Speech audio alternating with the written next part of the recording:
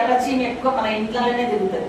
నల్ల చీమ ఎప్పుడు పెంటలోనే దీపాలలోనే ఉండి బాగా గుళ్ళు కట్టుకొని అదంతా పెట్టుకొని తిరుగుతుంటది మురికి మట్టి.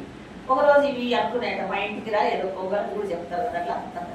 మా ఇంటికి రా అన్నప్పుడు మొట్టమొదటి అన్నదట, అది నేను చిన్నగా ఉన్నా కదా నీ దగ్గరికి వస్తాను అనుకున్నప్పుడు ఆడ అన్నం ఉంటుందో ఉండదో లేకపోతే ఏదనుకొని అది మంచి పెట్ట తీసుకొని ముక్కలు పెట్టుకొని వస్తుంది. చాలా మంది అలా చెప్తారు. అది వచ్చిన తర్వాత చూడండి మా ఇంట్లో ఎంత వాసన వస్తుంది. ఇప్పుడు అయ్యగారు ఇక్కడ మనం పిలిచిండ్రు కదా, మరి మనం అక్కడ పోతున్నాం ఏముంటుందో ఏముండదో అలాగా ఆలోచిస్తాం. మేము ఈరోజు మీరు నమ్ముతారో నమ్మరు, మా ఇంట్లో టీ తాగలేదు. నేను ఎక్కడ మీటింగ్ పోయినది అంటే నేను గొప్ప చెప్పట్లేదు, మాకు ఆ టైం కాలేదు. ఇదేదో ఫోన్లో ఆ సిస్టర్ అనుకోకుండా బ్రేక్ఫాస్ట్ తీసుకొచ్చింది, కార్లో కూర్చొని తిరుగుతుంది వచ్చింది. జనరల్గా నేను తిన్నానని తెలిసాము. అవి ఏం చేస్తుందంటే ఆంటీ అలాగే వెళ్ళిపోతుందని ఏదో తీసుకొస్తుంది, టమాటా ఏదో తీసుకొచ్చింది, ఇప్పుడు రైస్ నేను మా సార్.